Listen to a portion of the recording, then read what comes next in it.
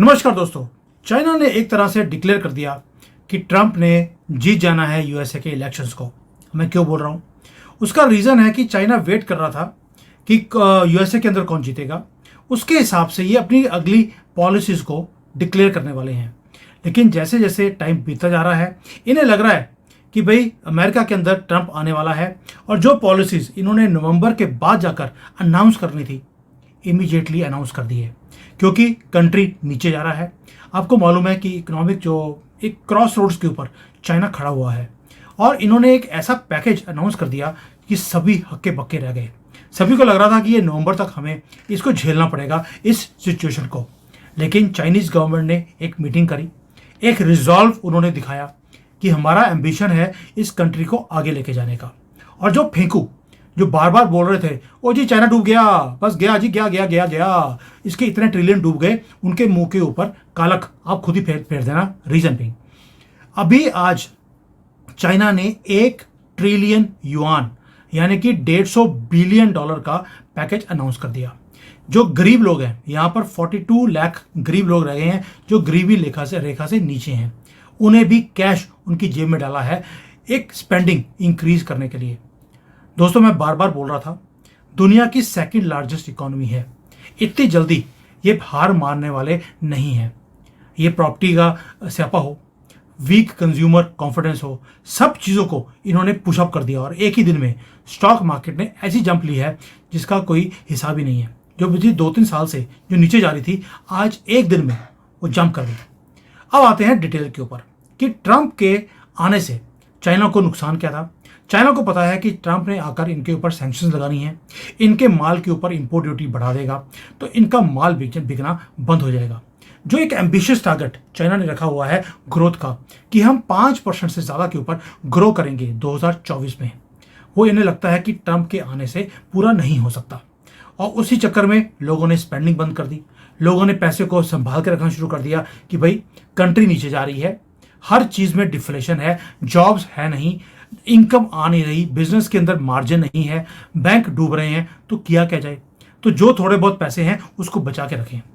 Government की तरफ से कोई पैकेज अनाउंस नहीं हो रहा था, लेकिन अभी गवर्नमेंट को भी लगा कि क्योंकि ट्रंप आने वाला है, हमें ये सारे रास्ते जो हमने नवंबर के बाद खोलने थे अभी खोल दें तो बेटर है। तो इन्होंने एक तरह से जो क्राइसिस की सिचुएशन थी उसे इन्होंने हैंडल कर लिया, एकदम से स्टिमुलस दिया है अपनी इकोनॉमी को। और आपको मालूम है कि जो इकोनॉमी है उसके अंदर हर चीज़ में घाटा ही घाटा है। एक्सपोर्ट्स है नहीं, कंज्यूमर स्पेंडिंग नहीं है, यहाँ पर मार्केट्स खाली पड़ी हैं, जॉब्स नहीं है, कंज्यूमर कॉन्फिडेंस नहीं है। और जो गवर्नमेंट का टारगेट था 5% का, लोगों को लगता था ये कभी पूरा हो ही नहीं सकता है, ये क्या बातें कर रहे हैं गवर्नमेंट। और गवर्नमेंट है कि अपने ही धुन में लगी हुई थी। यहाँ पर तो ये सिचुएशन हो गई थी कि बाकी कंट्रीज में इन्फ्लेशन होती है, लेकिन चाइना के अंदर डिफ्लेशन की एक प्रेशर पड़ गया था। प्राइसेस माइनस से भी नीचे चली गई थी, क्योंकि 0 से भी नीचे वो प्राइसेस गिरनी शुरू हो गई थी। जो सैलरीज हैं वो कम होनी शुरू हो गई यहाँ पर। और जो प्रॉपर्टी मार्केट है उसके अंदर 30 से लेकर 40% प्राइसेस इरोड हो चुकी हैं, यानी कि जिसने 1 करोड़ का मकान लिया आज वो 60 लाख का भी बेचने को तैयार है, बिकता ही नहीं है। और रियल एस्टेट, आपको मालूम है, चाइना की एक पिलर था। जो रैपिड इकोनॉमिक ग्रोथ चाइना ने देखी है, इसको आगे लेके जाने के लिए रियल एस्टेट का बहुत बड़ा रोल रहा है। और आज जो प्रॉपर्टी के डेवलपर्स हैं उनकी हालत ये है कि बिलियंस ऑफ डॉलर्स के डेट हैं उनके ऊपर, वो पैसे बैंकों के वापस कर ही नहीं पा रहे, ना वो घरों को पूरा कर देने की उनकी हैसियत है। इसीलिए जो हाउस होल्ड स्पेंडिंग है वो भी कम हो गई। लोगों को लगता है कि भाई हमने घर तो बुक कर लिया, मिलेगा कब पता नहीं है। इसलिए जो बड़े बड़े टिकट की प्राइसेस की जो बड़े प्राइसेस की जो प्रॉपर्टीज थी वो बिकनी ही बंद हो गई। लोअर इनकम जो घर हैं वो फिर भी बिक रहे थे, लेकिन महंगे घर बिकने बंद हो गए। इसलिए एक कॉम्प्रिहेंसिव स्टिमुलस प्लान ये चाइनीज गवर्नमेंट ने दिया। उसमें किया क्या है ये भी देखने वाली बात है। बड़ी ही मज़ेदार चीज़ की है उन्होंने। पहली बात तो यह कि उन्होंने बोल दिया कि भैया हमें मालूम है कि हमें अब अग्रेसिवली मार्केट को स्टेबल करना पड़ेगा। भाई ये काम तो 6 महीने पहले भी कर सकते थे, 1 साल पहले भी कर सकते थे, क्यों नहीं किया? क्योंकि तब तक ये था कि अमेरिका के अंदर क्या होने वाला है। अगर तो बाइडन की गवर्नमेंट आई तो चाइना को बचा के ले जाएंगे, बाइडन की मतलब कि डेमोक्रेट्स की। लेकिन अगर ट्रंप आया, जो इनको अब शक है कि ट्रंप ही आएगा, इन्होंने एकदम से एक काम किया कि $1 ट्रिलियन, पहले तो $1 ट्रिलियन, सॉरी, $142 बिलियन मार्केट को दे दिए। साथ में इंटरेस्ट रेट्स भी कम कर दिए। 1% कम कर दिया है रेट ऑफ इंटरेस्ट। पहले ही रेट ऑफ इंटरेस्ट 3% था, 2% पे रह जाएगा। अगर किसी ने सोच के देखिए कि हाउसिंग लोन लेना है और 2% के ऊपर उसको हाउसिंग लोन मिलता है, इन्हें लगता है कि अब 40-50 लाख नहीं, 4-5 करोड़ मकान अब बिक जाएंगे। और इस पैसे को गवर्नमेंट ने कोई ये नहीं कि अपनी जरूरत से प्रिंट करके दे दिया, जो रिजर्व होता है बैंक का, जो सेंट्रल बैंक के पास रखना पड़ता है, उसी को कम कर दिया। अब इससे होगा क्या कि तो मार्केट में लिक्विडिटी आएगी और ये लोग जो पैसा है ये जाएगा लोन्स में और इन्वेस्टमेंट्स में। दोस्तों, मॉर्गेज रेट्स कम करके एक तो बिजनेस को स्टिमुलस मिल गया। मैं ज़्यादा डिटेल में नहीं जाऊंगा क्योंकि टेक्निकल बनाने का फायदा नहीं है। बहुत लोग हैं जो चीज़ों को समझेंगे नहीं, तो इसलिए जो मॉर्गेज प्राइसेस हैं उसे कम करके एक ऐसा स्टिमुलस दे दिया जिससे बिजनेस भी राइज करेगा, रियल एस्टेट भी करेगा और लोग अपने जो घर जिनको खरीदना है वो खरीद भी पाएंगे। एक और चीज़ कर दिया, गवर्नमेंट ने प्रॉमिस किया है जो लोअर इनकम ग्रुप के लोग हैं या मिडिल इनकम ग्रुप के लोग हैं उन्हें भी बूस्टअप किया जाएगा। कैसे बूस्टअप किया जाएगा, गवर्नमेंट ने बोला we will tell you in the next few days, लेकिन हाँ, हर एक की जेब में पैसा डाला जाएगा। चाइनीज गवर्नमेंट ने कभी भी ऐसा स्टिमुलस पहले नहीं दिया है। ये पहली बार है कि ऑलरेडी सीइंग द फ्यूचर कि आगे जाके क्या होने वाला है, इन्होंने आहिस्ता से $1 ट्रिलियन मार्केट में फेंक दिया ओवरनाइट और पूरी स्टॉक मार्केट को स्टरअप कर दिया है। पूरा जोश है अभी इकोनॉमी के अंदर। लोगों के अंदर भी थोड़ी सी हिम्मत आई है कि भाई इतनी बड़ी स्ट्रेटेजिक शिफ्ट मैक्रो पॉलिसी में चाइनीज गवर्नमेंट कभी ऐसे काम करती ही नहीं है। और साथ में गवर्नमेंट ने और अनाउंस कर दिया कि हम एक कोऑर्डिनेटेड गवर्नमेंट स्पेंडिंग भी करने वाली हैं ताकि बिजनेस कॉन्फिडेंस और मार्केट सेंटिमेंट्स को बचा के रखा जाए। दोस्तों, एक तो टर्न अराउंड करने का एक बहुत बड़ा सिस्टम चाइनीज गवर्नमेंट ने बना दिया। मैं बार बार बोल रहा हूँ, जो लोग बोलते थे और मैं आपको कितने महीनों से बोल रहा हूँ, चाइनीज गवर्नमेंट है, इन्हें मालूम है क्या करना है, पैसों की कमी नहीं है, सिर्फ ये वेट कर रहे हैं अमेरिकन इलेक्शंस की। और अभी इन्होंने अल्ट्रा लॉन्ग स्पेशल जो बॉन्ड्स होते हैं लोकल गवर्नमेंट्स की तरफ से, सेंट्रल गवर्नमेंट की तरफ से इंफ्रास्ट्रक्चर प्रोजेक्ट को सपोर्ट करने के लिए, वो भी अनाउंस कर दिए। तो जो लोग बोल रहे थे कि भैया जी हो गया, डूब गया जी, डूब गया, कुछ नहीं होने वाला। चाइना सस्टेन भी करेगा और ग्रो भी करेगा। अब ग्रोइंग रोल जो है चाइना का, वो करेगा कौन? सेंट्रल गवर्नमेंट करेगी, बैंक्स करेंगे, या सभी मिलकर करेंगे? चाइनीज गवर्नमेंट ने सब लोगों को भी बोला है आइए मिलकर चाइना को दोबारा से बाहर निकालें इस प्रॉब्लम में से। और यहाँ पर गवर्नमेंट ने एक बार अनाउंस कर दिया कि भारत की गवर्नमेंट की तरह नहीं है।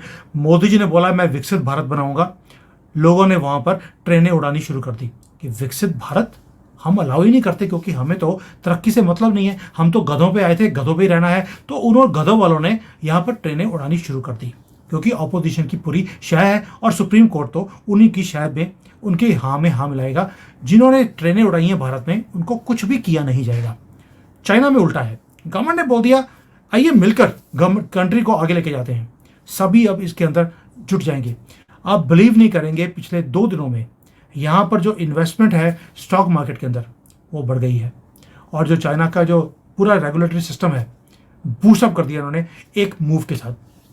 अब क्या ये मूव गवर्नमेंट ने करी है, इसके कोई रिस्क भी हैं। देखिए, हर चीज़ में, हर डिसीजन में रिस्क तो होता ही है। जब आपने 1% रेट ऑफ इंटरेस्ट और कम कर दिया तो बैंक के जो प्रॉफिट्स हैं वो कम हो जाएंगे।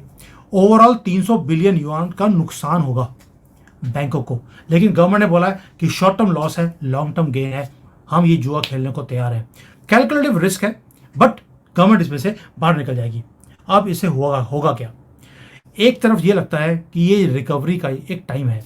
स्टॉक मार्केट दोस्तों एक दिन में 4% राइज कर गई और जो रियल एस्टेट के जो स्टॉक्स के रेट थे 8%, 9%, इवन कि हांगकांग में उसके प्राइसेस बढ़ गए। ये जो चैलेंज है इसमें से तो गवर्नमेंट निकल जाएगी, लेकिन आगे जो ट्रंप का जो चैलेंज आ रहा है उसके साथ ये कैसे निपटेंगे, उसके लिए गवर्नमेंट ने लॉन्ग टर्म प्लान भी बना दिया। ये फर्स्ट स्टिमुलस पैकेज है। जैसे ही 6 नवंबर को अगर ट्रंप जीत गया, मैं बार बार बोल रहा हूँ अगर, उसके लिए लड़ाई करनी पड़ेगी ट्रंप को। इतनी जल्दी से लिबराडो उसको जीतने नहीं देंगे। और अगर ट्रंप जीत गया तो चाइना ने उसकी प्लानिंग ऑलरेडी कर ली है। ये तो पहली खेप दी है एक मैसेज अमेरिका को देने के लिए, we are watching you, we are prepared और हमें अपनी कंट्री को बचाना आता है। It's just a clear message कि तुम्हारे जितने भी टूल्स हैं हमारी कंट्री को नीचे आने के लिए, वो हम रफा दफा करने वाले हैं। हम प्रिपेयर्ड हैं आपके लिए, ट्रंप को भी और अमेरिका को भी। दूसरी बात, यहाँ पर जो आपको मालूम है कि जो प्राइवेट सेक्टर है चाइना के अंदर, उसके अंदर भी बुरा हाल था, कंपनियां बंद हो रही थी। उसका रीज़न ये है कि जो चाइनीज़ इकोनॉमी है वो एक्सपोर्ट्स के ऊपर बहुत ज़्यादा डिपेंडेंट थी और सेल्फ कंजम्पशन के ऊपर भी डिपेंडेंट थी। हर एक कंट्री होती है, भारत के अंदर उल्टा है, हमारी सेल्फ कंजम्पशन ज़्यादा है, एक्सपोर्ट कम है, इसलिए हम सस्टेन कर लेते हैं। लेकिन चाइना ने जो लॉन्ग टर्म आउटलुक बनाया है कि हम एक्सपोर्ट्स के ऊपर ध्यान कम देंगे, चम्मच बाल्टियाँ नहीं बनाएंगे, इलेक्ट्रॉनिक हाई एंड आइटम्स बनाएंगे, ईवी बनाएंगे, आर्टिफिशियल इंटेलिजेंस है, कंप्यूटिंग है, इसके अंदर काम करेंगे, छोटे मोटे काम नहीं करने हैं। और यहाँ पर जो सेल्फ कंजम्पशन है उसे भी बढ़ाएंगे। उसके लिए इन्होंने अगेन लोगों की जेब में पैसे डालने शुरू कर दिए। और उसका एक रीज़न और भी है, जो चाइना के पार्टनर थे यूएसए और यूरोप, दोनों की जो इकोनॉमिक चैलेंजेस है इतने बड़े हैं कि वो चाइना को सस्टेन नहीं कर पाएंगे। और चाइना को पता लग गया अब मुझे नई मार्केट ढूंढनी पड़ेगी। चाइना ने क्या किया, पहले भारत के साथ बात करी। भारत से जब मोदी जी से बात करी है तो मोदी जी ने बोला पहले पीछे हट, बॉर्डर से पीछे हटेगा तो मैं अपनी कंट्री को तुम्हारे लिए खोल दूंगा। अब भारत ने इलेक्ट्रॉनिक्स मार्केट में चाइना की एंट्री अलाउ कर दी है, लेकिन पहले चाइना को बॉर्डर से पीछे धकेला है। तो चाइना ने एक बहुत बड़ी मार्केट को पकड़ लिया जो है भारत, यानी कि लॉन्ग टर्म के लिए उन्होंने भारत की तरफ देखना शुरू कर दिया है। अमेरिका यूरोप को छोड़ रहे हैं। दूसरी बात और है कि जो यहाँ पर प्राइवेट सेक्टर है उसे बोल दिया है कि आप भारत में जाकर इन्वेस्ट कीजिए, चाइना में इन्वेस्टमेंट करने की ज़रूरत नहीं है, इतनी बड़ी मार्केट है, जाइए और जाकर उसको कब्जा कीजिए। कब्जा ये नहीं कर पाएंगे क्योंकि उसके ऊपर भी मोदी जी ने एक रोक लगाई हुई है कि ये कभी भी मार्केट को आकर कैप्चर नहीं कर सकते हैं। यानी कि अब जो चाइनीज गवर्नमेंट है उन्होंने एक तरह से बैलेंस करना शुरू कर दिया। अब जो लीडरशिप है अपनी टैक्टिक्स को, एक तरफ अमेरिका के चैलेंज है जिसे फेस कर रहे हैं, स्लो ग्रोथ है उसको पिकअप कर रहे हैं, वीक प्रॉपर्टी मार्केट है उसके पॉपअप कर रहे हैं, स्पेंडिंग कम है उसको इंक्रीज कर रहे हैं, डिफ्लेशन की चीज को अब इन्फ्लेशन में लेकर जाएंगे, और एक ग्राउंड वर्क तैयार कर दिया लॉन्ग टर्म रिफॉर्म्स के लिए जिससे कि कंट्री को परमानेंटली ठीक किया जा सके। भारत जैसी इतनी बड़ी मार्केट को कैप्चर कर लिया और ग्लोबल इकोनॉमी के अंदर जो ये शिफ्ट्स हो रही हैं, जो टेंशन्स हैं यूएसए जो क्रिएट कर रहा है, उसका चैलेंज भी इन्होंने कबूल कर लिया है। इतनी क्रिटिकल सिचुएशन में आकर इन्होंने जो स्टिमुलस दिया है भी मज़ा आ गया।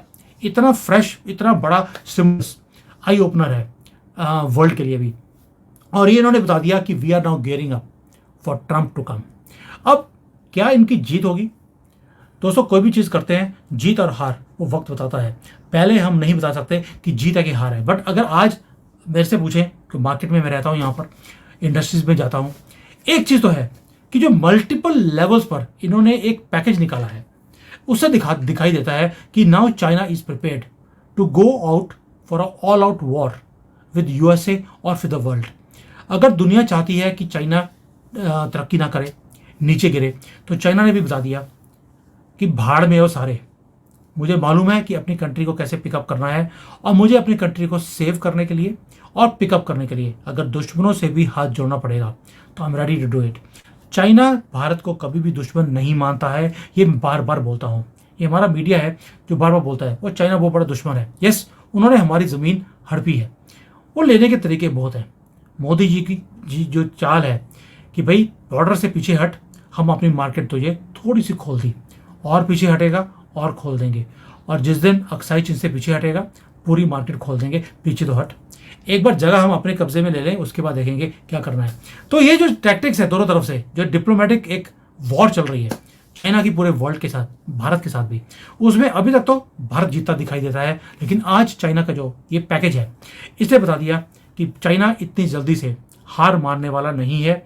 और जो लोग बोलते हैं कि चाइना गया, मुझे लगता है उनके जाने का टाइम आ गया है। थैंक यू, जय हिंद, वंदे मातरम।